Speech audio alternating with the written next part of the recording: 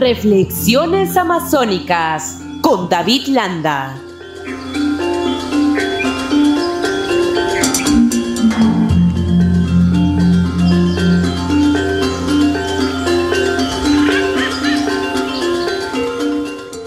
Estamos en comunicación, en conexión directa desde San Martín, ¿no? Con el ingeniero ecologista David Landa, ¿no?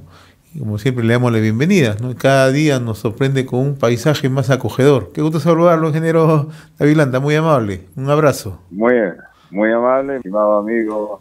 Gracias por nuevamente reiteradas por esta ventana a la voz de la Amazonía con alcance nacional e internacional. Muchísimas gracias. A sus órdenes. Hoy vamos a tratar un tema bastante interesante y de mucho interés para nuestra Amazonía, ¿no? Los cónclaves ambientales, ¿no? Y allí cabe hacerse una pregunta, ¿no? Si estamos o no estamos avanzando en el control de la depredación del territorio amazónico, ¿no? Le planteo la pregunta para luego ir desarrollándola. Muchas gracias. Sí, bastante interesante la pregunta motivadora para hacer reflexiones profundas en base a diagnósticos que podríamos hacer, ¿no? Que nos lleven a concluir si estamos avanzando o no. Lo que ocurre en la observación que hacemos aquí en la Amazonía y en esta parte de la Amazonía, que es el departamento de San Martín, que tiene la mayor presión de inmigración y también la mayor atención de la cooperación internacional a través de las ONGs, porque este es un departamento o una región, perdón, que tiene la mayor cantidad de incidencias, creo, de organismos no gubernamentales enfocados en la problemática ambiental. Pero cuando uno hace el balance, uno ve que realmente no, digamos, incidimos de una manera significativa en detener la degradación de nuestro territorio.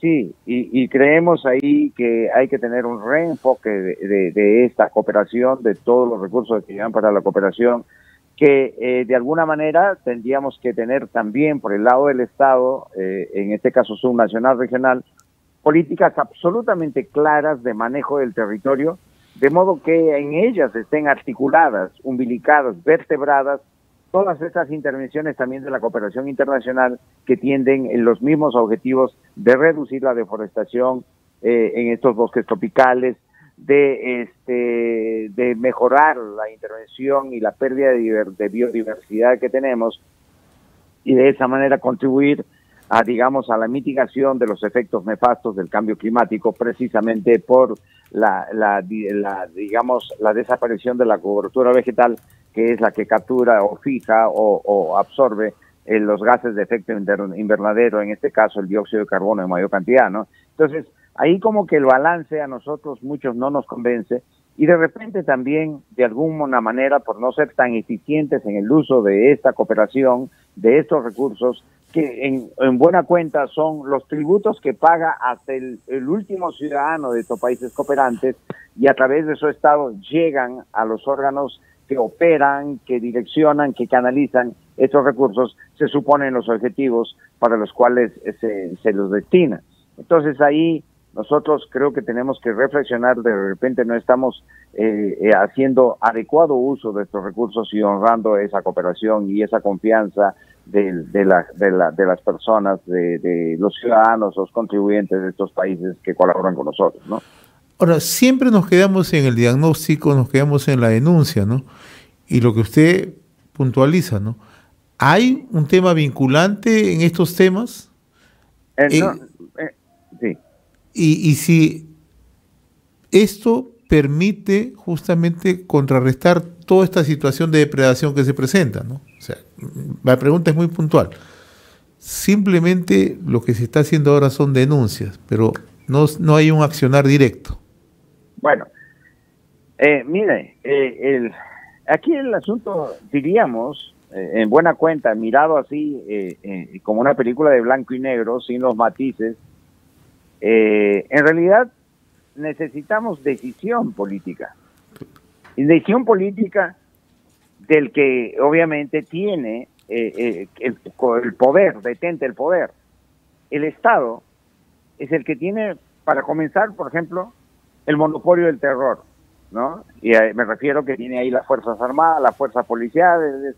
Ellos pueden accionar, digamos, con estas instituciones y con todos los elementos con que cuentan estas instituciones para tratar de dar solución a cualquier problema nacional. El Estado tiene, por la perspectiva del Poder Judicial, todo el aparato para hacer ese, digamos, la penalización, el control de aquellas infracciones a las normas que son emanadas desde el Estado en su versión Congreso, digamos, en su segmento del Congreso del Legislativo Nacional. O sea, el Estado tiene todo, el Estado tiene el tesoro público, el Estado tiene... Descubrimos que el Estado también tiene una extrema miopía para poder hacer eso que debemos hacer. Y eso que debemos hacer ya está consagrado. O sea, cuando usted me dice, pasemos del diagnóstico realmente ya a plantear soluciones, estrategias, o construir aquellas, pues ya están hechas.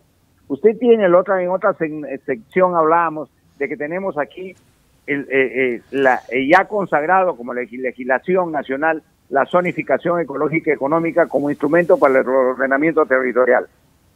La zonificación ecológica y económica es el estudio de las condiciones del territorio, sus condiciones en el momento en que se hace el estudio de diversa índole. Se va a tener ahí el estudio hídrico, el estudio forestal, la intervención de deforestación y etcétera. No voy a seguir ampliando esto. Entonces, a partir de aquello hay que construir ya políticas de manejo del territorio, y eso es ya la otra etapa, que es el ordenamiento del territorio.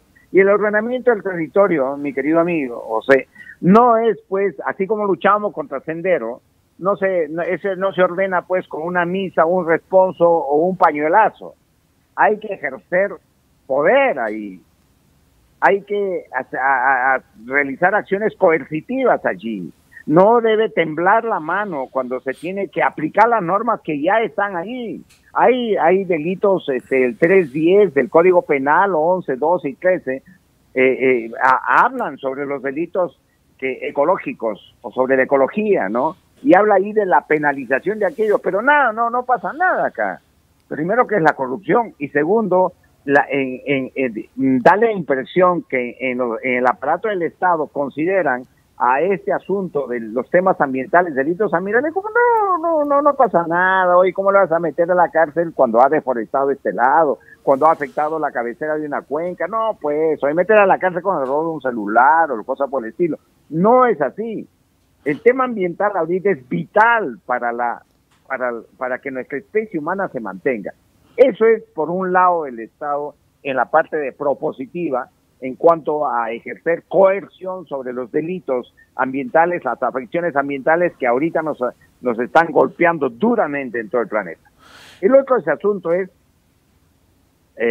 cómo hacemos también, no solamente para ejercer coerción, sino generar alternativas, digamos, productivas, que nos lleven a lograr el bienestar que todo el ser humano busca en la vida.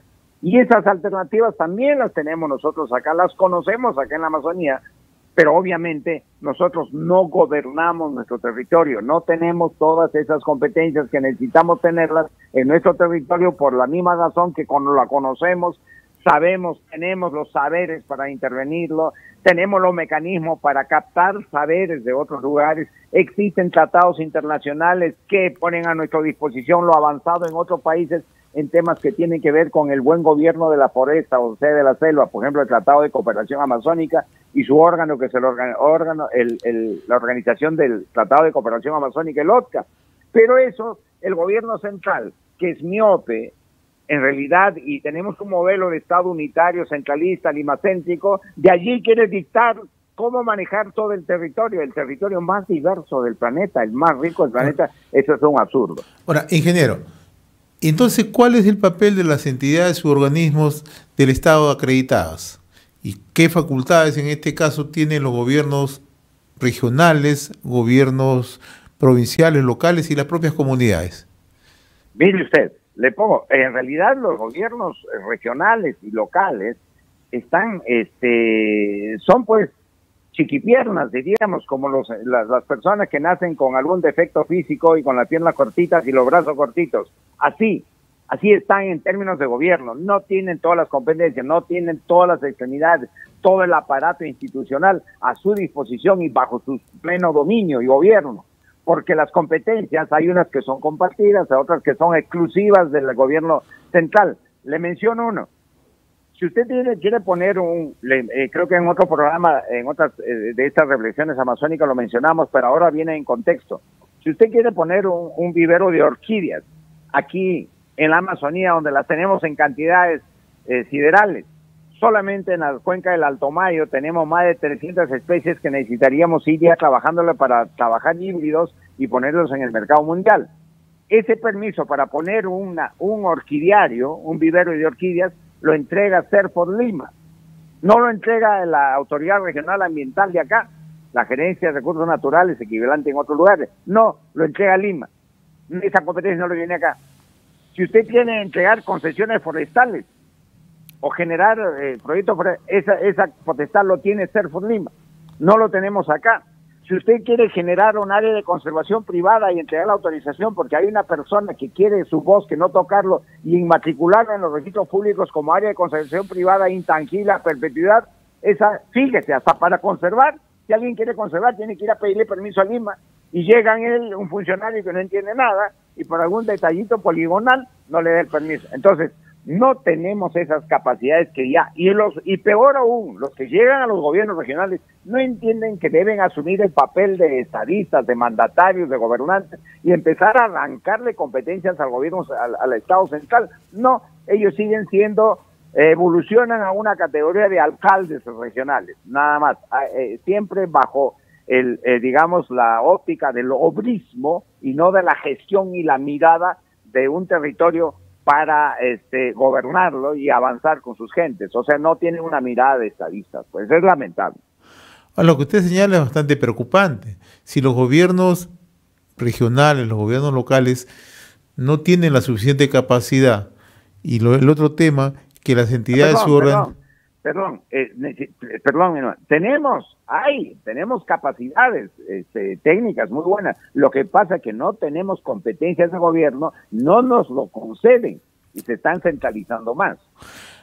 Aún más preocupante. Entonces, ¿qué pasa con un Estado que no actúa? ¿Qué pasa con las entidades y organismos del Estado que, como usted dice, llegan a la zona, desconocen el problema central y no dan ninguna solución? ¿Qué hacemos? Ahí está el gran problema a resolver. El gran problema, y nosotros acá, la sociedad civil tiene que organizar. Nosotros nos hemos organizado en el colectivo Moyobamba 500, que ya no es un colectivo de Moyobamba, es un colectivo regional, y está creciendo cada vez más. Y tenemos espacios técnicos de discusión donde estamos motivando a los que han devenido ahorita al gobierno locales y regionales, tener esa mirada más profunda. Por ejemplo, le contaba, creo que también en otra secuencia, de que, por ejemplo, en San Martín tenemos 4 congresistas acreditados a la Asamblea Nacional, al Congreso de la República.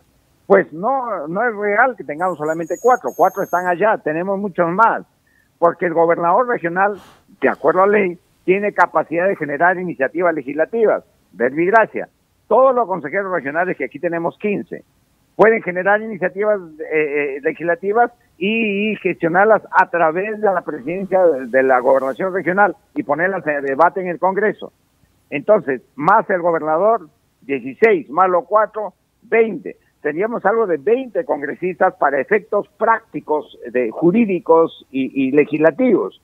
Entonces, lo que ocurre es que no tienen esa mirada. Aquí en el colectivo M500, en esta organización civil, estamos buscando la solución a la pregunta que plantea, en el sentido de qué hacer. Muy bien, vamos a motivar, vamos a generar acá esas capacidades y vamos a direccionar por dónde tiene que ir la incidencia política de gestión para que el gobierno central nos entregue esas competencias de gobierno y podamos gestionar más eficiente nuestro territorio, ¿no? Ese es el tema. Para finalizar... No queda otra. Claro que sí. Para finalizar, ingeniero Landa, ¿no? Cuando hablamos de depredación de manera puntual, ¿qué temas son afectados? ¿Qué es lo que se está depredando en estos momentos, ¿no? Y que por desconocimiento de la opinión pública a veces hablamos en términos generales, pero ¿cuál es la afectación en estos momentos en Amazonía? En la Amazonía la afectación principal es a las cabeceras de cuenca, porque la carretera marginal pasa pues bordeando uno de los ejes hídricos más importantes de la región, en este caso de San Martín, comienza con el Alto Mayo, al Bajo Mayo y entra al Guayana Central y va hacia Tocachi. Toda esa articulación hídrica, todo el territorio adyacente, ha sido primigeniamente depredado, entonces usted ha afectado directamente a la cabecera de cuenca.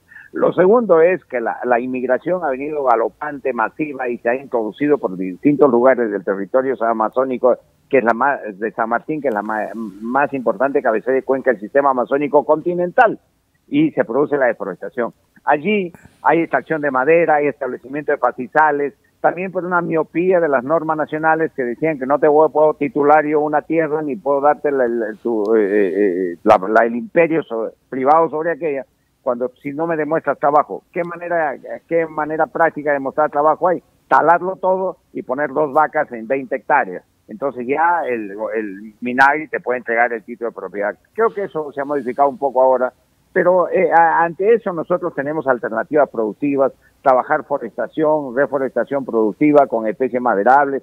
Nosotros hacemos un comparativo con Chile, ¿no? El Chile en la década del 70 exportaba 40 millones de dólares en productos forestales.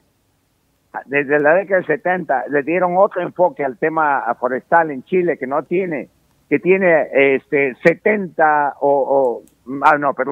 10 veces menos capacidad forestal que nosotros, solamente sus cuencas esas que van al Pacífico. Y sin embargo, en este momento, sus exportaciones son 250 veces más que Perú. Es impresionante, son miles de millones de dólares que entran al PBI chileno y nosotros ahorita exportamos solamente 100 millones de dólares en madera. No puede ser, tiene un contrasentido. Suiza exporta 8 veces más que nosotros, con 79 menos capacidad de superficie forestal menos que la nuestra. Entonces, algo están dando mal acá, que nosotros tenemos que dar solución. En realidad, la descentralización para el gobierno del territorio debería darse con muchísima energía para que nosotros podamos paliar esta desgracia que estamos viendo, y que da oportunidad para que los inescrupulosos que manejan algunas ONGs que solamente se han sido organizadas para traer beneficio personal, para que se diluyan los millones de dólares y de euros en talleres, consultorías y todo, realmente podamos darle un buen enfoque para una buena utilización de estos recursos en la mitigación de la deforestación y de los efectos del cambio climático, ¿no? Ingeniero David Landa, representante del colectivo Moyobamba 500, ecologista, muy agradecido por estas reflexiones amazónicas cada sábado. Muchas gracias. No, a usted las gracias. Como siempre. Hasta pronto. Era nuestra secuencia de reflexiones amazónicas con el ingeniero David Landa, integrante del colectivo Moyobamba 500 años. Reflexiones amazónicas con David Landa.